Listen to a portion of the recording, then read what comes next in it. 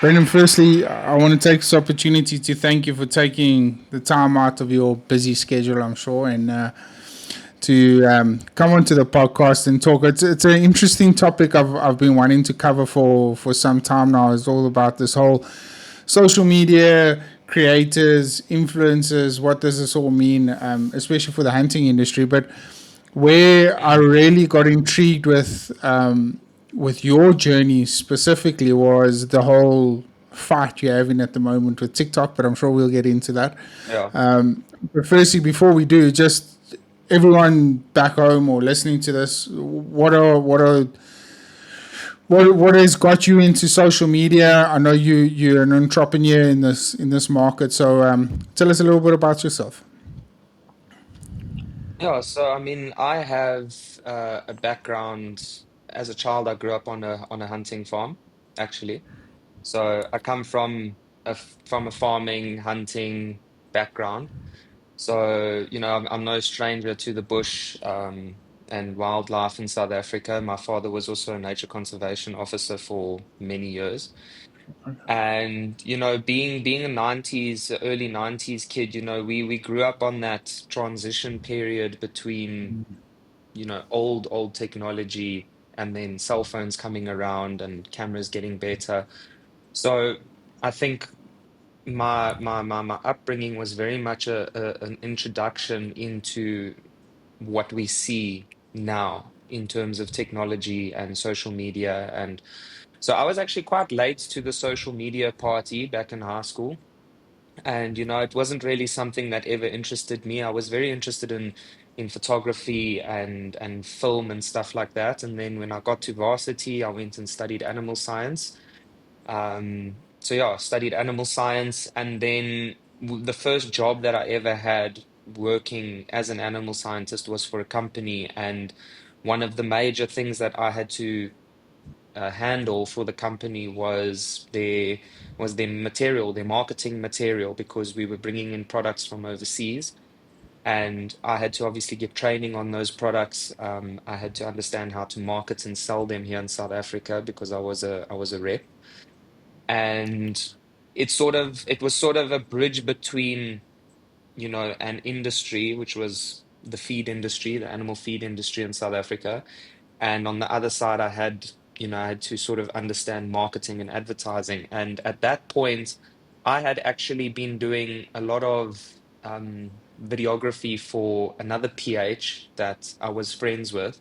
So he used to sort of sell us as a package deal where, he'd have hunters come from overseas and then we'd go and shoot like a giraffe or something like that. And then I would be the videographer and the photographer for the trip for the day. So I just always sort of found myself falling into that space where it was something to do with videography or photography. So I did a lot of photography as a side gig, doing like model shoots and stuff like that. And then yeah, when I left that industry, I sort of found myself in the social media space quite quickly. And I think the thing that interests or intrigues me the most about it is that it's a very fast-paced industry. A trend lasts a day or two and then it's gone. And just understanding how people work, it's very easy to see what people are gravitating towards in a specific industry just by looking at the way that the social media and um, the online presence of that industry is portrayed to the rest of the world in general. So I love working within the industry and specific clients and then having a look to see and going like, okay, you guys have been doing it a certain way up until now, but we can adapt it to fit the industry still, but maybe make you stand out a little bit more because there's always something that you can improve. There's always something that you can add. So yeah, it's kind of just how I found myself in it. But I wanted to. So, I've been juggling this. I hate the word influencer, and partly for the reason is that I don't want to influence anyone into buying anything or purchasing a package or whatever the case may be. So I Mm, enjoy the word creator, and I know you use that word quite a bit. Can you explain to us, just on a basic term, what is a creator or an influencer in the social media game? So I get where you're coming from. There's a lot of people that don't, even I don't like the word influencer. I think it's a very cliche word. But the fact is that we all need to understand that in some way, all of us are influencers. You know, an influencer, a salesperson, a marketer, a content creator, they're all pretty much the same person. I mean, you as a PH, you're an influencer within your immediate circle. You know, the people that hang around you, your friends and family, you influence them in some way with regards to your industry and the way that you like doing things, or the guns that you prefer hunting with, or whatever the case might be. So we all kind of have to get over that desire to not be labeled an influencer, because in some way we all influence people around us. It's just that once you get onto a platform, or once you get onto a thing like social media, um, that kind of becomes a lot bigger.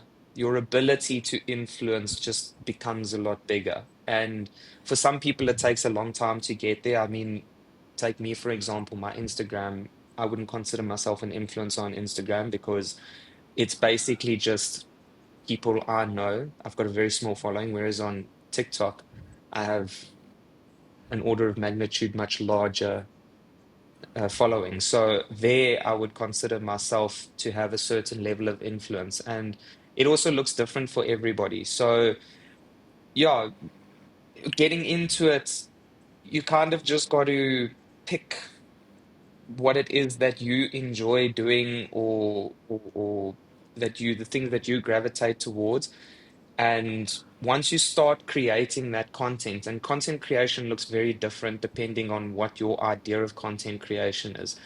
So a lot of people will look at platforms like YouTube or professional content creators, and by that, those are just guys that have been around the industry for years and years and years. I remember Mr. Beast once he was in an interview, and someone asked him something. I can't remember what the exact question was, but he kind of turned around and said, "Come back to me once you've made 1,000 videos, and then we can talk about that." So the biggest thing is volume. These days, it really doesn't matter so much about the quality, and a lot of the things that people worry about that sort of prevents them from becoming content creators. A content creator can be somebody, me, sitting at my coffee table there with my phone, just turning, the front camera, facing it at me. I always say to people, go sit in your car. It's a perfectly soundproofed little environment. Yeah. You can think in there, turn your camera, face it towards yourself, share something. Or maybe it's you before a hunt or after a hunt, or maybe something has happened in the hunting industry. I remember when there was a huge shortage of bullets back in the day because one of the powder factories burnt down or something like that. There is so many different thoughts and opinions that you can share about that kind of stuff, that it's very easy to actually create content. So content is not actually the stumbling block. It's just people not understanding that you don't have to worry about this quality thing all the time. It's more just about how quickly you can get it out there and how much. I always say to people, if you post 2 to 3 times a day, every day on TikTok for a year, you'll get 100,000 followers. Easy. So, Brendan, it really comes down to just what you want to create. It's your opinion. So, you, I have so many questions to ask you, but you keep answering them as you go along, which is awesome yeah. because I mean I think you're just so knowledgeable in this field. And so, but one of my biggest let's call it conflicts of interest, or conflicts I have with doing a podcast and stuff like that. The other day I did a podcast on a gentleman. So in my podcast, it's hunting related, but also it's it's part of my personal journey. So I broke away a little bit from it, and I called the segment Beyond the Camera, Beyond the Hunting Points, you know. And I had a gentleman on there that Yeah. had Pompe disease, and he was very influential. And that podcast specifically is doing exceptionally well. But at what point Mm. is there a line that drives you? If you're industry based, do you have to focus on Yeah. that, or are people just purely invested in you, in your life, in your story? That I think a lot of the time the guys get so conflicted with that, because often I'll have conversations with young professional hunters, and I'll just say, you know what, but become that person that people are interested in, regardless what you. I mean, even if you post a Yeah. video of you riding your bicycle, if you're passionate about riding bicycles and hunting, why there should be a space for both of that. Is that something that is possible as a content or influencer, whatever? Can we just share our story no matter what it is? So you sort of touched on it a little bit further back in your question, and you know, so the way that I would always recommend people to start out, especially if it's something like a podcast or TikTok or something like that, is, and again, it's another stumbling block. People will sit there and they'll break their brains over trying to figure out what niche they want to get into. Now, for someone like you, it's pretty easy. You're passionate about hunting. That's already a pretty unique, it's a smaller industry. There's not a lot of people creating content in that industry, although there are, but it doesn't have the same footprint as, let's say, for example, the makeup industry in South Africa or even globally. So you'll sit there and you'll give yourself a headache trying to like think, okay, because what happens is the moment someone like you, for example, I'll take you as an example, you'll sit there and you'll go, okay, I need to create content and a podcast and that on hunting because that's what you love, it's your industry.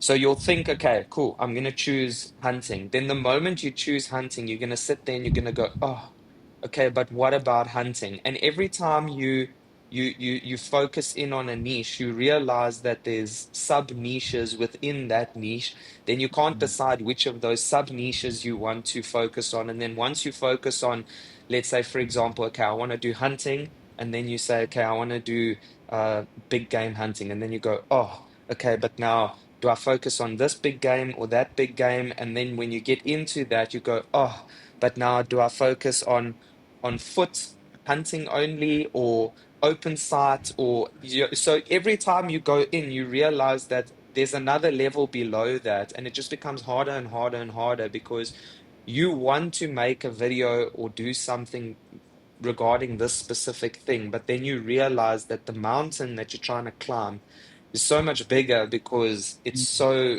specific every time you focus in. So what I always recommend people do is I always recommend when you start out as yourself. So you're JP, whatever, or hunting or journals or PH or whatever the case might be. So you focus in on yourself. And once you have people drawn towards you and your specific way of doing things, like I can't really say that I've found a niche yet.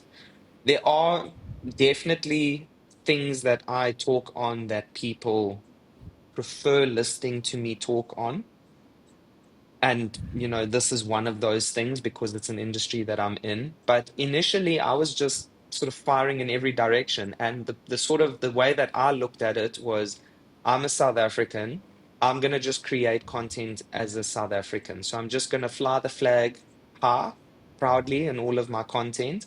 And I'm just going to say, okay, it's lucky to be a South African. He has content regarding South Africa, and South Africans will gravitate towards it. And that's exactly what happened. Now, if I really want a video to, do well, or I want to focus on a specific topic, I know that I can because I understand that that's something that my audience wants to listen to. So, if I were you and you were doing a podcast, I would say, start the way that Joe Rogan did when he started back in the day. He started as him, sort of as himself. And he's now sort of like gotten to a space where he can sort of have anybody come on and they can speak into any industry or any on any topic. And people will firstly watch it because it's Joe Rogan, and secondly watch it because it's whoever he's talking to. So then it creates a niche that specific people might want to listen to.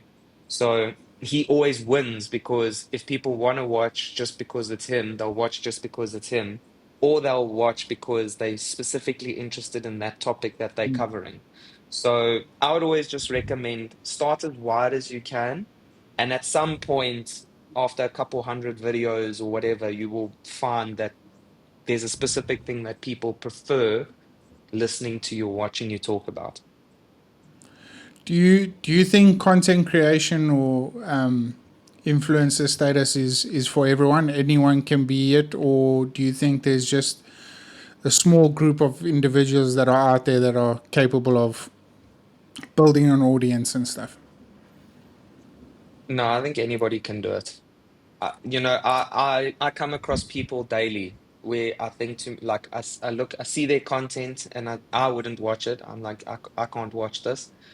Um, or I look at it and I just think to myself, there is zero videographic excellence in this. The sound quality is a load of nonsense. They're talking about nonsense, or whatever the case is. And I see it, and then I see that they've got 500,000 or 1 million followers. Yeah. People are hanging on every word they say. Um, and yeah, it's not it. I think it's not for everyone. Not everyone is made to stand in front of a camera and talk and share, their opinion or whatever the case might be. But you'll find you'll find that if you just do it anyway, there's always going to be. I always say that 99% of people that start social media, if you do it properly, especially on a platform like TikTok, anyone can have a following of 20,000 people. Anyone, literally anybody. I mean, there was that guy who used to walk around opening taps in the city to see if there was water, and Yeah. then if there was water, he'd be happy. Yeah, there's almost no value except for the fact that he's happy that, and he's finding these taps that have water in them. So anyone can do it, and anyone can have a following, anyone can have an audience. You just got to get over that mindset.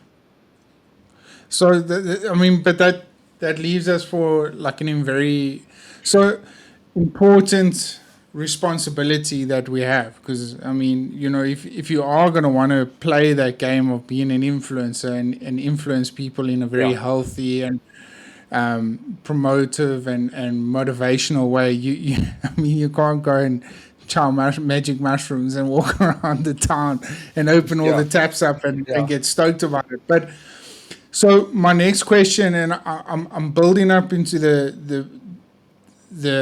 side where I ask you all about the financial side of things. But my next question is that is there a difference between you as an individual creator and a content creator, or do you believe that somebody should actually want to start a personal brand for?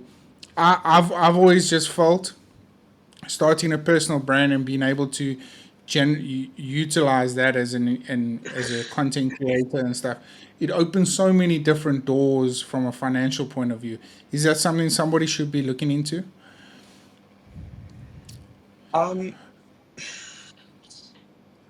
I would say that again, it's the same as trying to figure out what niche to get into. If you try and focus on too many of the before getting into it aspects of content creation and becoming an influencer, you kind of building up a brick wall that you have to climb over before you even started. So Mm, you already have a unique personal brand. Everyone is unique in their own way. So everyone has a personal brand already.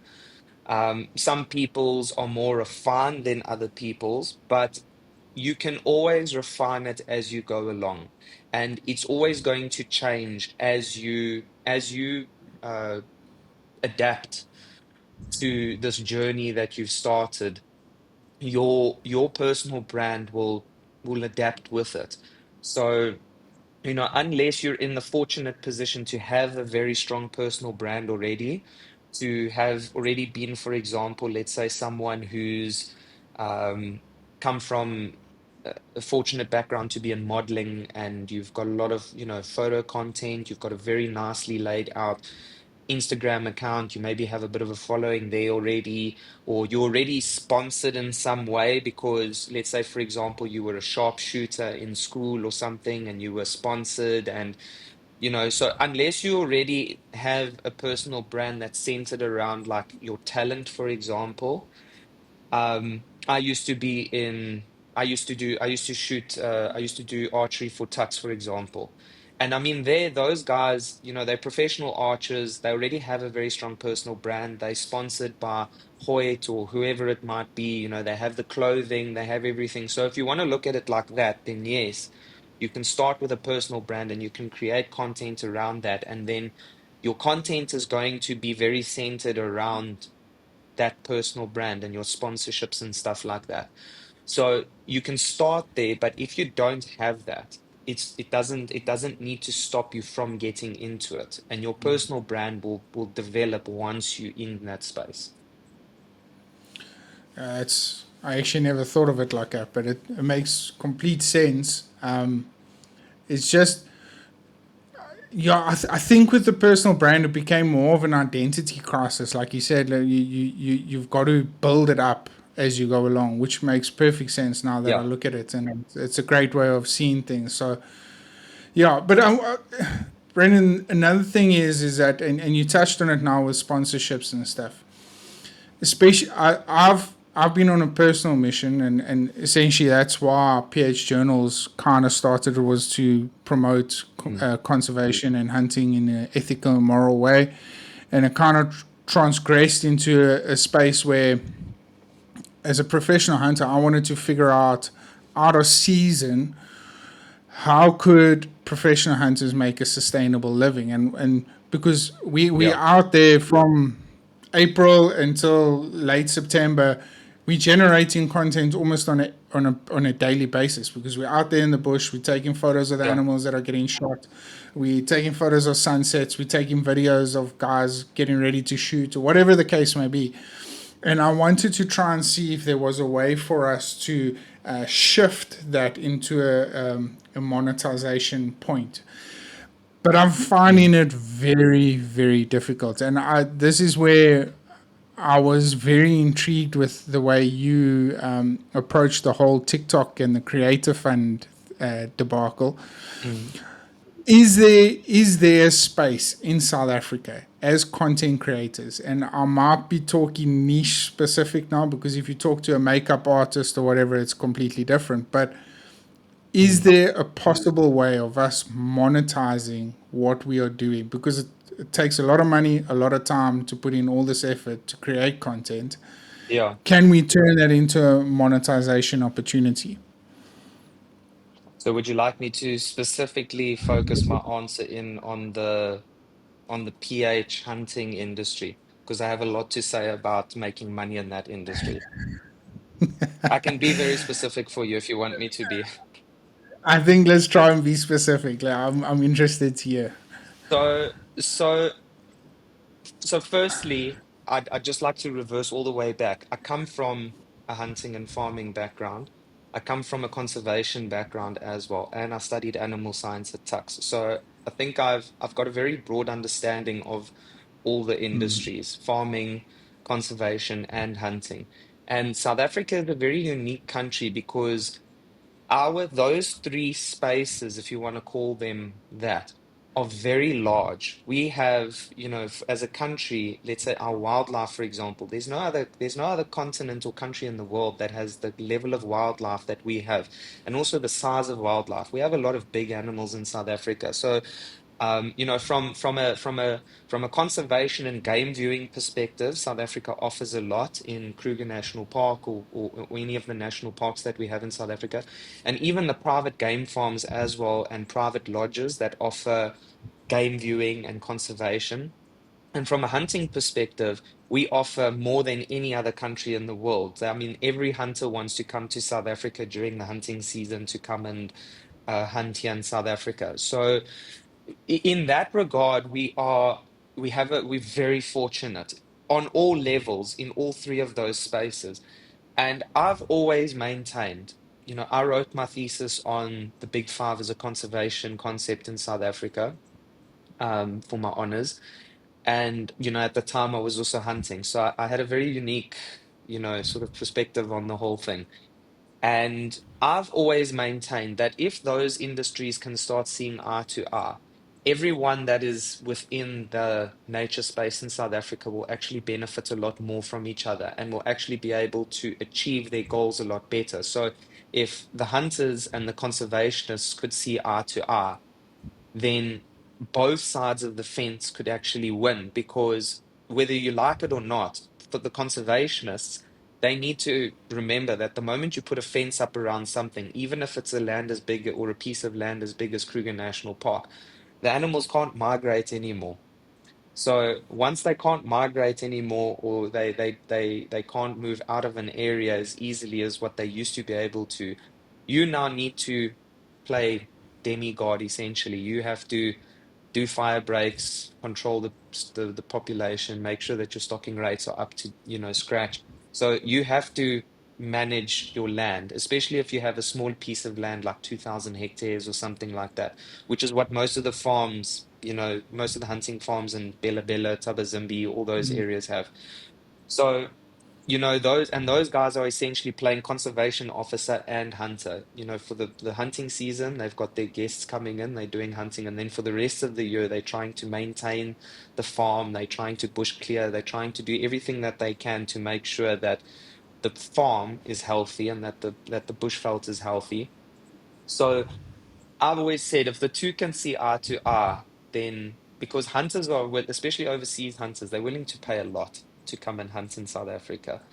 So that money comes back into South Africa. It can come back into conservation efforts. So if you want to look at it from a monetization perspective, especially for hunters, yes, you are focusing most of your efforts into making money during the hunting season, which is where the majority of your cash flow is going to come from. And that is physical hard grinding. You've got to either go overseas or go to Huntex or advertise yourself in some way, whether it's through social media or maybe you've got a chummy over in the United States that's doing some kind of word of mouth for you. Or I know that you guys have all got different ways of getting your Yeah. packages out there and everything. I think there's even donation hunts that people do on auctions, and so there's you guys have got your traditional standard ways of putting yourselves out there and generating money. I think something like a podcast and content creation is a brilliant way to bridge that gap. And that gap is the gap between your hunting season and your non-hunting season. And I would always say if a PH can become a tour guide in Kruger or whatever during the off season, that would be a brilliant way for you to say, I stand for hunting and maintaining healthy animal populations in fenced off reserves or whatever the case is, or hunting farms.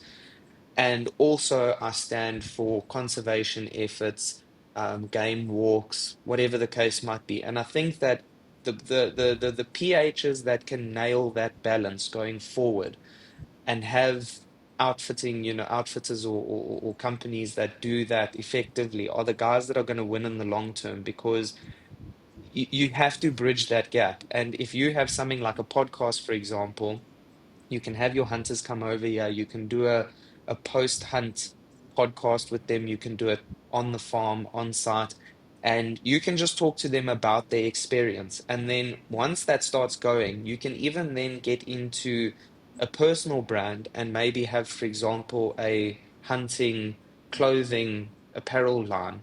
And you can have stuff that you found has worked best for you and your version of it, whether it be binocular bags or hunting jackets or whatever the case is. you can have that as now another thing on top of it, and you can use everything all together, and then you tie in some TikTok content as well, because like you say, when you're in the hunting season, you're generating an astronomical amount of content. I would just be putting the content out there all the time. And in between the hunting content, put some conservation stuff. If you're a PH and you have to join forces with a conservation effort, then go for it. Do it. Say, that I'm a PH, this is my hunting outfitter, or this is whatever we do, this is the animals that we hunt during the hunting season, but here's the conservation effort that we stand for. We help take snares out on our off days, or we support pangolin, and that those are the conservation efforts that actually need to be focused on, not the big five stuff, because the big five, they steal all the money and none of it filters down to the smaller stuff, the rhino beetles and the pangolins and all of that, and those animals get left to essentially fend for themselves in the conservation space. Yet those are all the things that you sort of come across on foot when you guys are out hunting. So yeah, I have a lot to say about it, but I think the hunting conservation space is a space that if you can sort of tie the two together effectively, you have so much that you can do there to generate an income and to also help the industry become better over time. And you don't think there's a way for us to monetize through sponsorship and stuff like that? Because one Definitely. thing I've tried, I've been very fortunate. I've experienced both worlds, right? So I've experienced the side in America and then Yeah. back home here. And I'll openly admit it's a lot harder for us to get. And when I say sponsorship, I mean, I don't mean a handout, a new gun, or a new pair of binoculars or Yeah. anything like that. Just to become brand associated with. Yeah. In America, their openness to do business with content creators in the field, because essentially what happens is like you look at some of the big names in the hunting industry, Remy Warren and all the, they've landed these Yeah. lucrative deals. Not only do they get great equipment, but it helps them because it's expensive. I mean, it's expensive to run content. It's expensive to have good camera equipment, GoPros, drones, and all that sort of stuff. But in Yeah. South Africa, I do have a suspicious feeling that it's a lot more difficult for us to break the mold. Yeah. Do you think that's a lack of individuals in the industry not wanting to see the bigger picture, or where this could be going? Or are we just light years behind the Americans when it comes to sponsorship and understanding the Yeah. effectiveness of content creating? So I have this conversation every time I get into a meeting with clients. So we as South Africans, we see what goes on overseas. So I'll take the hunting industry overseas. You're correct in saying those guys they've got sponsorships coming out their ears over there, and they've got some of the most incredible documentary series that I watch on Netflix, and Meat Eater, and like all these you see the content that they're creating, and and the sponsorships that they have, and some of them have even got their own brand of knives and their own brand of this, and they've got their own signature series of rifles made by some, you know, rifle maker, or they've got like these incredible brand deals that they're dealing with. And so we see that now. If I had to go and sit, so let's just take a off the shelf hunter slash content creator in the United States, take them off the shelf, put them down in front of me. I'll have a conversation with them. The first thing I'll ask them is, or I'll say to them, maybe you're not, they'll say to me, I feel like I'm not getting enough exposure. I feel like I'm not reaching enough people, or whatever their issue might be. And I'll say to them, okay, well, how many times are you posting a day? And they'll go, I'm maybe posting about 2, 3 times a day, but I don't think it's enough. And I'll go like, what? 2, 3 times a day. Okay, maybe add one more video to your repertoire per day. I don't know, like, get ready with me in the morning. Whereas here in South Africa, So I was at a farm in Tabazimbi this weekend, a hunting farm just up on the Botswana border. We went to go and do a hunting apparel shoot. And the owners of the farm, they figured out that I was this social media guru by their words, they understand it. And they started picking my ear for things that they could do. And they showed me their social media, their Instagram, everything. And I said to them, okay, well, do you have TikTok? No. Are you posting one to two, three times a day or once a day every week? No.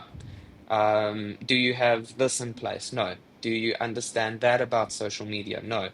Then they'll maybe ask me, okay, well, what are hashtags? And I'm like, so the biggest issue that we have, and it's nothing against them, they're fantastic people, it's a beautiful farm, it has so much potential.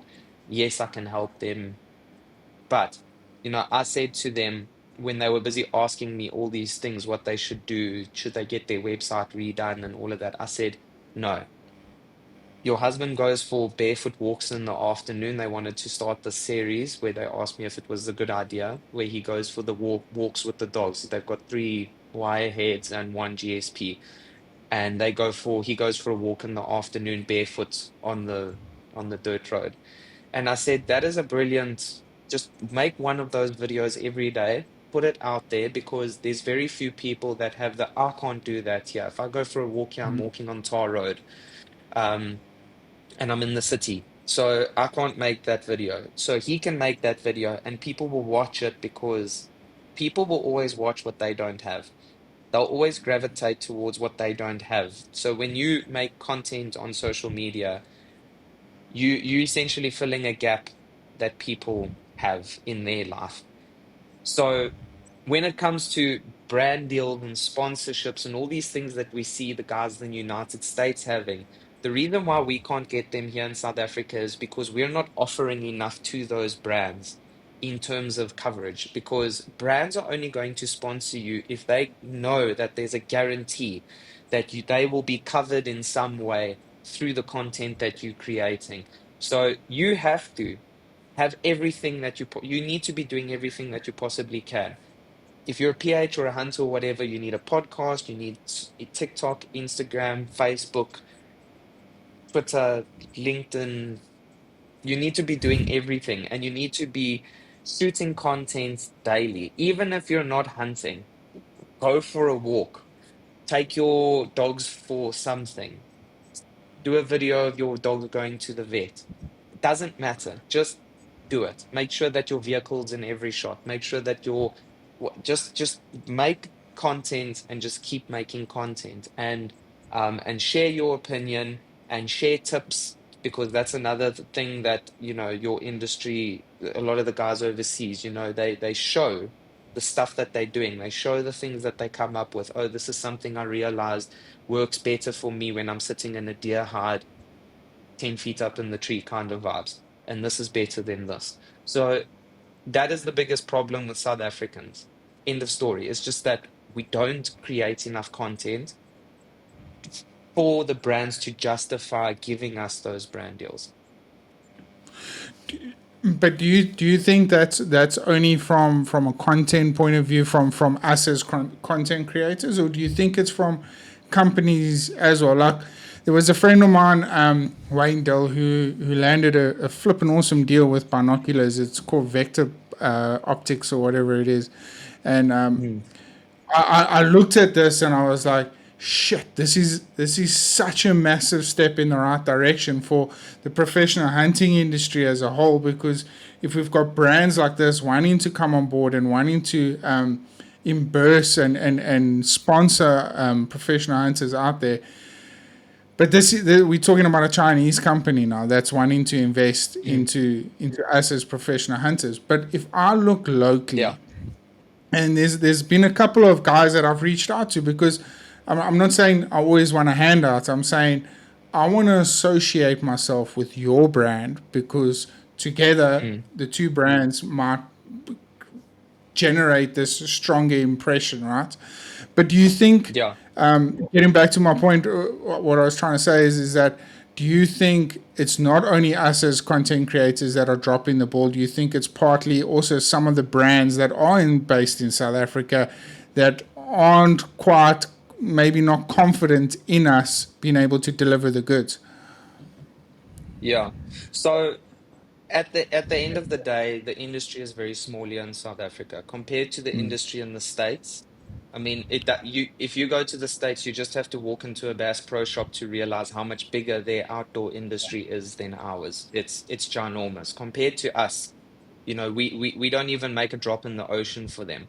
So, in terms of the world standard, South Africa, yes, we have a lot to offer in terms of hunting and game and the industry, but it's still very small. So for brands, the big problem is they don't see and understand that there is potential, because that potential is not being utilized from either side. So the hunters and the creators in your space, there's very few of you that are willing to do something like a podcast, and do other stuff that's not necessarily related to picking a gun up and going and shooting something in the bush.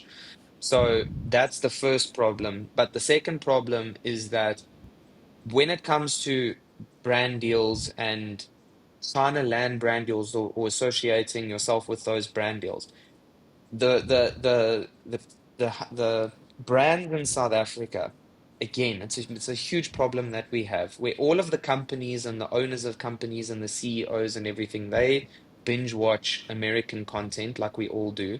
So this the thought process, or the thinking behind what we should be achieving is based on that, which is totally unfair on creators in South Africa, because we know we're close to that. But when you're trying to negotiate a brand deal or a sponsorship or something like that, there's always going to be two or three things that the brand is going to be uncertain of with regards to you as a potential brand deal. Whether you approach them or whether they approached you is irrespective, but there's always going to be one or two things that they're going to be uncertain of. So they're going to say to you, okay, we don't like the fact that you have a beard and that you wear this brand of clothing. And then the other thing that they're going to have a problem with is that you don't have enough coverage in terms of social media. Now, if the problems that they have are specifically just fixable things, like you trim your beard and maybe you don't swear as much or something like that on camera, whatever that might be, that's an easy fix. But if one of the problems is also the fact that you don't have enough media coverage, that's a very big one. And it's a very difficult one to fix. So that's why I say it's better to approach this from a perspective of, I'm creating content, I'm putting it out there as much as I can. That's not a problem. Then when you approach brands, or you have brands from overseas, and I say, you know what, if you're in South Africa and the South African industry doesn't want to support the local guys, fine.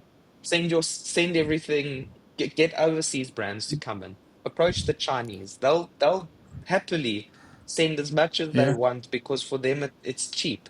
So I think that's where, and what will happen is the South African brands and companies and the guys here in South Africa, they'll start realizing, oh heck, we're missing out on a lot here. Maybe let's also play the game. So as a content creator, and that's one thing, that's why it's called an influencer. If a specific industry is not responding to you in a specific space as an influencer locally, it's fine. Go and find an overseas one. I promise you, the local guys will go, whoa, hold on, hold on, hold on. We're here, we're here, we're here. So, well, you touched on it. Not enough traction. What is the ideal amount? Well, I suppose there's never an ideal, but what is enough? Well, I mean, I I'll be honest with you. I can never figure out the social media thing, and I've watched. You always watch those YouTube episodes of uh, grow your Instagram following with 10 easy clicks, and the algorithms change to this. But Brendan, I've never figured it out. My Instagram has got just shy of 30,000. my podcast goes and sparks the 1 year, and I get over 2.5 million downloads. And then my YouTube channel stays stagnant for a couple of years. So I've never really figured out. There's never been a consistency. But if we look at it from a broader perception, and we look in, what is the ideal amount of following or traction or something one should have or consider? So there is no, ideally all of us would want 1.5 million followers or, you know, some ridiculous number. We all want that. But I'd say like if you already have 30,000 on Instagram is a very big number for especially for someone in your space. So 30,000 you're already winning there. TikTok, I think you've got 20 20 something. something, yeah. You're already winning there. Like so I mean for your space, because remember you are a slightly more niche creator. So you're already winning in terms of numbers, and you mustn't worry about the ups and downs on the specific platforms because people will always move with the platforms. Like something happens on TikTok, like we had with the ban, then people will not be so certain about that platform. Then they'll sort of shift somewhere else, and then they'll come back. So you as a creator, you mustn't worry about chasing where people are. You must just worry about putting content out on your platforms. There is no maximum number. There's no such thing. The more, the better. But I would say that ideally, you would want to be posting at least once a day across all your platforms. So if you can put one video on TikTok, take that same video, put it on Instagram, maybe put a photo on Instagram as well. YouTube is obviously a little bit more difficult because YouTube is a larger format video. So if you can put out one video a week or maybe 1 to 2 videos a month, especially in your peak season hunting, then go for it. If you have a podcast, you should be able to post one podcast episode a week. Um, and you want to just kind of be consistent in some way. You don't have to post it at exactly the same time every single day, every day of the week. That's, play around with the times and everything because a lot of people try and go, oh, I'm not going to get the same views if I don't post it at exactly 3 minutes past 6 in the morning on a Thursday and 5 minutes past 7 on a Friday. And if you try and chase stuff like that, you're going to be very disappointed. You're going to be very frustrated. Just post it. Don't worry about it. I always say that if it's good content, you'll get the views that you deserve for it, especially if you're being consistent in terms of posting every day. A lot of people will come to me or I'll see people posting videos saying, "Oh, I'm not getting the views. I'm not or the 200 jail, the 200 view jail." There's no 200 view jail. It's just that your content is cuck. You cuck. Yeah. And that's just not every video is great. Sometimes you just miss the mark. Sometimes it's the wrong topic at the wrong time. People are not interested in listening to that.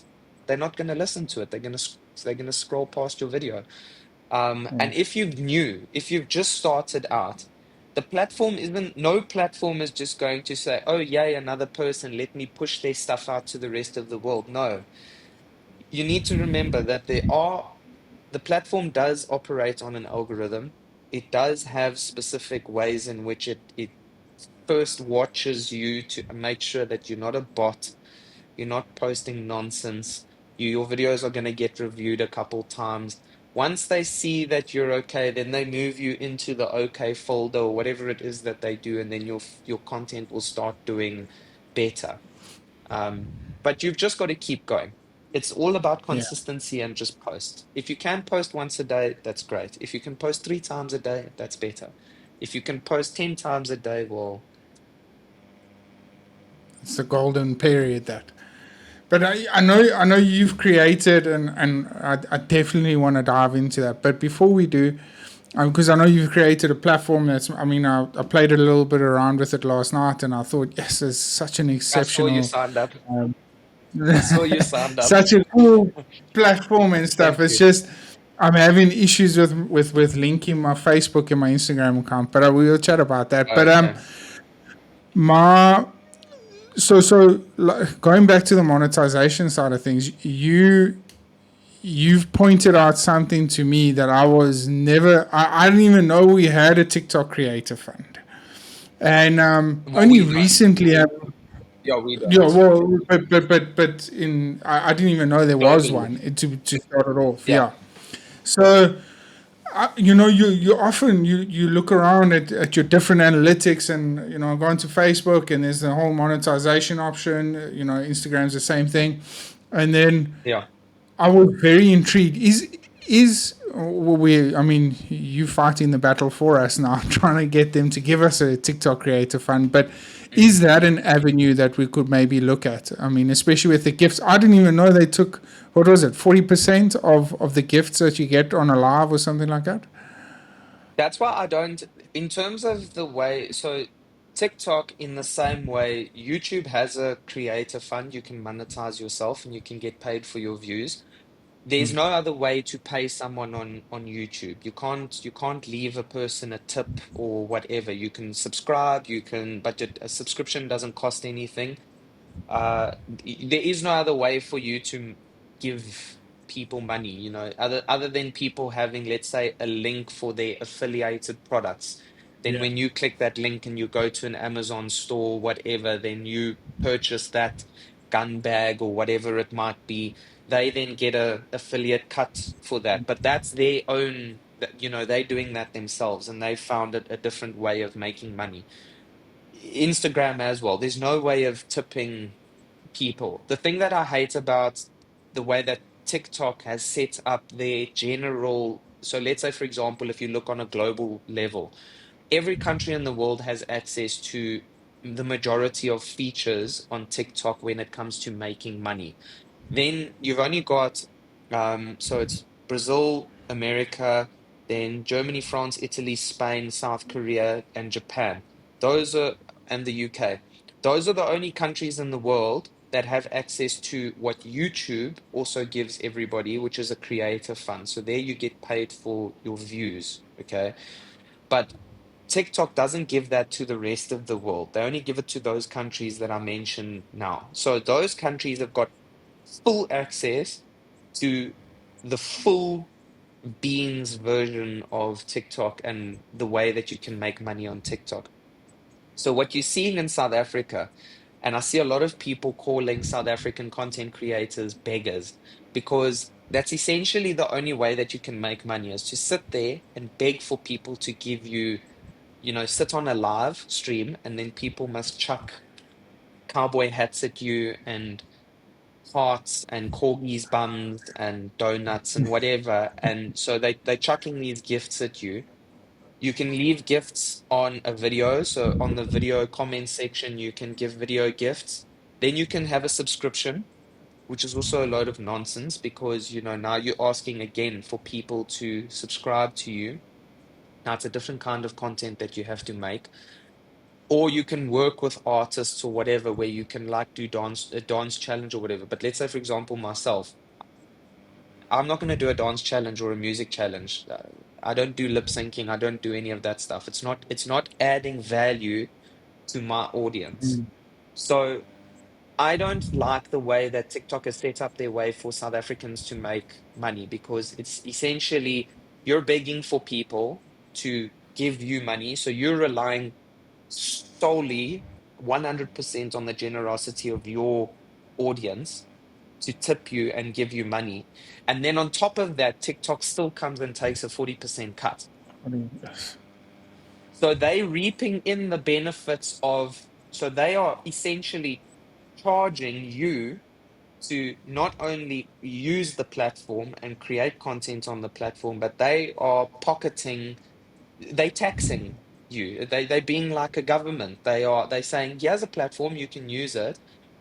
and we'll give you a way of making money on the platform, but we're going to tax you on that money. We're going to take 40%, a 40% cut of all the coins that you make. And then once they've taken that, it doesn't come back into South Africa. It doesn't come back to us in any way. It ends up being used to pay creators in the United States or in the UK or wherever else. So they're making huge amounts of money off the rest of the world. So it's essentially the poor are paying the rich to be on the platform. Um, and I think it's wrong. I think if TikTok wants to have this huge audience, 2 billion people using their platform, every person on the platform should be able to monetize themselves properly through views. Because monetizing through views means that once you start monetizing your views, you have to, or you kind of become held accountable for the kind of content that you're creating. So you have to start generating content that is value driven because your audience are going to you're going to want people to watch it. Um, and whether it's funny, entertaining content or whether it's more informative, educational content, you want people to watch it as long as possible because then you make more money. So I think it will change the landscape of content creation completely in South Africa if we have access to the Creative Fund The as well. Yeah, and it would just add a whole new dynamic. I don't know from a professional hunting point of view if we could ever benefit solely off of that, but I mean it does definitely does every little bit helps. But so getting to your platform, you guys created it's what my media kit, right? Yeah. Because we've just spoken about now putting out content and all of that, and essentially from the little bit that I've dabbled in, it makes your posting across all platforms a hell of a lot easier. Can you explain to us just a little bit about what My Media Kit stands for? Okay. So what happens? Let's go all the way back to the conversation we were having about brand deals and sponsorships. That is even on YouTube, a lot of guys will say to you, I made a video the other day, and the guy that I sort of responded to, he even said, with YouTube, one of the biggest things that a lot of the YouTubers try and get is brand deals and sponsorships for the channel, because there you then have a sustainable, you know, income coming from these brand deals and these sponsorships. And you also get to align yourself as anybody, you always want to align yourself with a specific brand because that's the brand that you enjoy using. So whether it's a rifle brand, whether it's a ammo brand, whether it's a hunting clothing brand, whether it's binoculars, maybe people like Zeiss, maybe they like Swarovski, maybe they like Vortex, whatever the case might be, or maybe it's a specific type of scope or a specific type of silencer. It doesn't matter. People will always you've got your stuff that you enjoy. You were influenced at some point to buy it. And if you can have your channel aligned with those brands, then that's a win-win. So you get to benefit in aligning yourself with these brands. The brands pay you, or they give you free stuff, or whatever the case is, and you get to very happily promote those brands to your audience. So it's always good to have that incentive. Now, when you want to work with a brand, one of the first things that a brand is going to ask you for is they're going to ask you to, in some way, show them all of your stuff. They're going to ask you to show them all your social media accounts, how many views you've got, how big your audience is. Is your audience male? Is it female? Is it mostly South African? Is it so the brands want to see if they had to sponsor you as a PH, let's say for example, Vortex wanted you approached Vortex or they approached you and you wanted to enter into a brand deal with them. Now, obviously, let's say for example, the hunting industry is predominantly male. There are a lot of females in the industry, but from a percentage perspective, I would almost guarantee that it swings more towards the male side. Now, if you had, let's say, for example, a 70% female audience and a 30% male audience, when you show that to a brand, they're going to go, yeah, you've got a lot of followers, but those followers aren't the right kind of followers. Yeah. So we're not, so you need to show them that value. So they'll always ask you for something called a media kit. That's the general, that's the standard in the industry, or in the creator influencer space is a media kit. So everyone should have, if you're creating content and you want to have brand deals, everyone should have a media kit. Now, what our platform does, which was a problem that I was experiencing, where the way that we used to do media kits is it's either a PDF document of some kind, maybe you create it on Canva or Word or whatever wherever you're creating it. I always used to create mine on Canva. Now, the problem with uh, an old type of media kit is if you're posting a lot of content and you're growing quite quickly, you now have to go and update your media kit all the time. Every time you want to send your media kit to someone, you have to go and have a look. Okay, how many followers have I now got on TikTok? How many views have I got? Let me calculate my engagement rates. You have to do all of this stuff and you have to manually sit there and calculate and do maths, and not everyone wants to do that. Not everyone knows how to do that. Not everyone knows what brands want to see. So we decided to create a platform that does that automatically for you. So all you have to do is, once you have a account on the platform, you link all your socials, and then once all your socials are linked, then if a brand now you want to work with Vortex, Vortex says, can you show us your media kit? Can you send us your media kit? How much you charge for videos, whatever your offering is. You say, sure. Then you generate a link. At the top, there's that button that says share. You click share, and it gives you a link. And then you can say, okay, that link is valid for a month or for 2 weeks. You send that to Vortex, and then the PR marketing person at Vortex is going to look at that. And when they open it, they're going to see exactly what you can see on your dashboard. And every day it updates. So if you post a hunting video this afternoon and tonight it blows up and you get 2 million views and you gain another 2,000 followers or 3,000 followers and your engagement rate goes up, it updates on the platform. So then when Vortex opens it tomorrow or the day after, you haven't had to do anything. It's just there. It's automatically updated. So it saves you as a creator, it saves you time. It gives you, that time back, because that's the biggest thing is you're spending so much time doing all this Yeah. stuff. You don't now also want to go and have to sit and create a media kit. You want to focus on the things that are actually bringing the brands in, which is the content creation. So what our platform does is it takes that hassle out of your hands. So you can just focus on creating content and we'll do the rest. And we've got a lot of new features that we've got planned for the rest of the year. And yeah, so that's essentially what it is. It doesn't necessarily help you with posting across platforms. We don't post for you or anything like that. It does give you a unique perspective on your stats, so you can see a broader picture of what's going on with your social media, which does help you. You can see, oh, my TikTok is actually doing really well right now. Let me post more on TikTok, or my YouTube is probably doing better, or you can see, okay, my audience is majority male, which is good. I'm in the hunting space, but the majority of my male audience is coming from YouTube. Let me focus on that. So, because you can see it So, across all your different platforms, you'll see there's the different tabs. It says overview, TikTok, Instagram. So you can go to each of them and it will give you a unique view for that specific platform. in your experience with this so far, have there been? I'm talking more now South African industry based. Has there been more Mm. a preference from brands that they would rather want to work with if you've got a more of an Instagram following or more of a YouTube following? Was it generally a bit the bigger picture? Um, it depends. It really depends. Hey? The more you have, the better, obviously.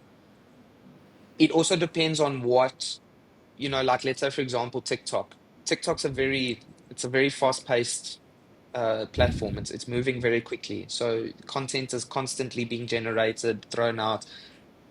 It's kind of like where everyone goes to get their daily news, and so like it's moving forward very quickly. So if a brand wants exposure right now, quickly to jump on something that is happening right now, then they can jump on it and they can move with it. If they can find an influencer or a person quick enough to work with, they can move with that person. And then once the hype is sort of worn off and died down, then they can, exit it. Whereas if they want to look at a broader picture, more long term, then they're obviously going to look at you and they're going to say, okay, what can you offer us on TikTok? What can you offer us on Instagram? What can you offer us on YouTube? What kind of content are you creating across the board? Can we partner with you long term? Because there's a long term return on the different platforms. So maybe 1 month they might your TikTok is popping off, it's going crazy, you're just doing well. Or 1 week your videos are just flying, and but then it dies off, and then maybe the next week your Instagram starts doing better. So it just depends on what goal brands want to achieve when it comes to the long term or the short term Yeah. needs of their brand. Because for us it's been a bit of a difficult road because obviously with TikTok being, I mean, yes, when I started out, I was putting kill shots on and all this sort of stuff, and TikTok just Yeah, banned it one after another. So you had to shift your focus on what you posted on that specific platform compared to what I would post yeah. on X, for instance. But Mm, the reason why I asked is because Mark Zuckerberg, we must release that statement now that they're going to more community notes type thing, more like a X vibe. And for me, a lot of my clientele as a professional hunter is more based because they're from the older generation on Facebook. So for me, that was like a mm, massive win for us in the industry because now there's a lot more freedom of speech. There's a lot more of us to completely express ourselves with kill shots and all that sort of stuff because now the yeah. community is going to guide it along the way. So yeah, I Mm. was just curious to see if brands prefer to follow a more specific platform based on sort of regulations. Like, because I mean, let's face it, TikTok's a lot more liberal than what X is going to be, if that makes sense. Yeah, you know, I've seen people on TikTok. You can just say that it contains sensitive content, and Yeah. then it'll block out, you'll have to acknowledge that you want to watch the sensitive content. So I've seen people put still shots in that on TikTok. So you just have to use the tools that are available to you. Yes, TikTok is maybe a little bit more, which is good. It's good that they are as a platform a little bit more strict when it comes to community guidelines, because certain spaces or certain people feel that the other platforms are not safe spaces for them because the comment sections are very rude. And whereas on TikTok you can set the filters on TikTok filter out a lot of the riffraff for you, which is great. I enjoy that. So, but when someone like Mark Zuckerberg or whoever comes forward and says, we're going to shift the focus of the platform in terms of what we allow and what we don't allow, at the end of the day, it really doesn't matter what these guys say because the power of the audience is so much greater. So if people want to watch what they want to watch, they're going to watch what they want to watch. And if your platform doesn't allow that, they're going to find another platform that does. So yeah, Instagram is always going to is kind of found its stride. Facebook has kind of found its stride. TikTok has found its stride. X has found its stride. So you kind of just have to put your content out across the board, And I wouldn't really worry about what those platforms do and don't allow. You know, as long as you're not really breaking the guidelines. Mm. If TikTok allows you to post a kill shot, and all you have to do is just specify that specific content contains sensitive content, and then it will blur it, and then people have to acknowledge and say, yes, I'm okay watching this. Do it. Don't let that stop you from using that platform for that specific content, unless they really banned it. Yeah. Shit, Brenden, I've had such a fun time chatting to you, but I wanted to find out as content creating in South Africa. I know we still a long way away from it being perfect, but do you think there's a massive future for it? Huge. I mean, the mere fact that we are so far behind, we've got so much to catch up on, and there's a gap. You can see it in the content creation and the content creators. The people are not creating enough content, and we're not utilizing the concept of content creation in every single industry to its maximum. There's a huge gap for it. I'd say in your industry, it's one of the perfect industries to be in because you have the unique opportunity to create a ton of content. And I always say to people, if you start creating content, a lot of content, start with TikTok because it's the easiest to start on, and you can get an audience very quickly, and you can Yeah. just put content out there and don't care about what people say, don't care about comment sections, just leave it, post, move on. um you will, within 6 months, you'll have a name for yourself.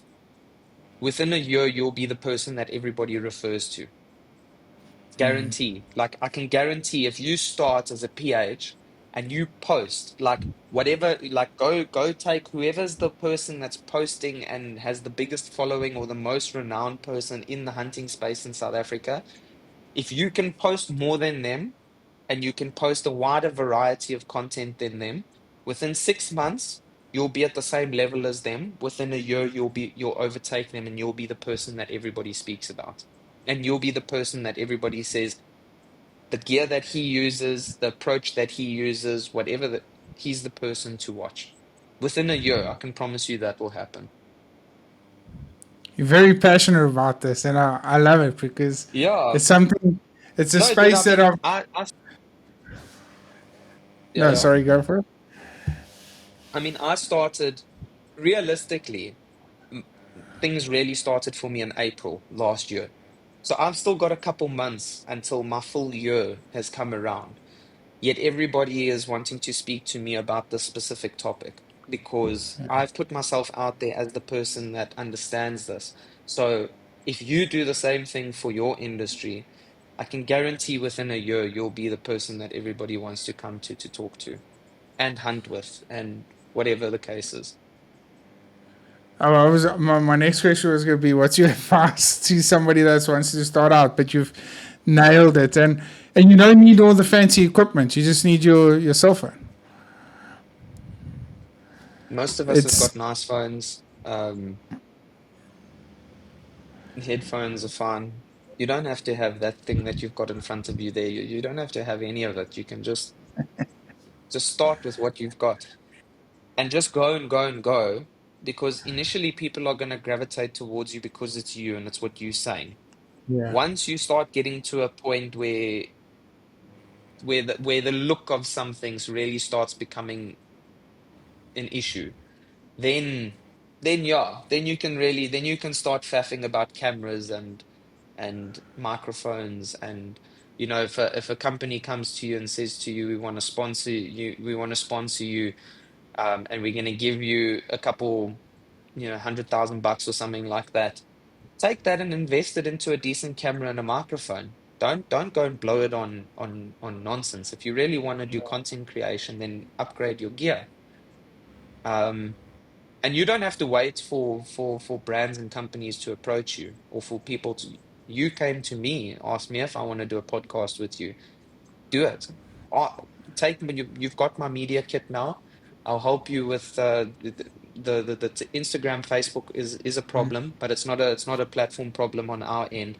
It is generally difficult. Like there's a lot of Yeah, regulations that we have to get around to make it possible to link Instagram. So I can guarantee I know where the problem is. It's on your Instagram. You haven't linked your Facebook account properly to your Instagram. So the yeah, permissions are not, we're not getting the correct permission. So our platform can't link to your Instagram. But once you've got, if this podcast is, if there's someone listening to this that's a content creator and wants to start doing brand deals, sign up for the platform, start creating content, or create content first, please, and then sign up for the platform. So at least you're doing the first thing correctly. yeah. And then shotgun, shotgun your email out to people. Just line up a bunch of emails. Hi, to whom it may concern, PR manager of Kimber or Vortex or whatever, content creator here in South Africa, would love to work with you guys. Here's my media kit. Here's my whatever. Send it. Just do it. Brendan, What have it's you got been to an lose? absolute pleasure. Yeah, well, that's the thing. You've got absolutely nothing to lose and everything to gain if you do it properly. But it's been. But I can't thank you enough. This podcast has been long overdue, and I think I've struggled to not find, but I've struggled to have somebody on here that has spoken about social media as passionately and as enthusiastically as Yeah, what you have. And I can't thank you enough for clearing the air and making things seem a lot easier than what they really are. But also, yeah, at the end of the day, we've got to highlight the importance of it, but also how yeah, fun it can really be. And a lot of people deflect from that. They always think it's hard yeah. work and it's I'll say always it's not time. easy. That's the one thing. It's not easy, but it's a lot easier if you are just creating content. Yeah. If you just get that out the way, then the rest of it is a lot easier. It's definitely not easy. It is hard to get into this, to create content every day. But if you can get yourself into the habit of and over the stumbling block of just creating content no matter what, then the rest of it becomes easy and fun. I can't wait to have you on the podcast again. I hope you'll take me up Happily, on that any offer day. because we've got so many things to chat about, but I know time is Yeah, of the issue. But yeah, once again obviously for so. myself, I just want to say thank you and yeah, shot, but it was awesome. No, absolute pleasure. Thanks so much, Dylan. I really appreciate you having me on here.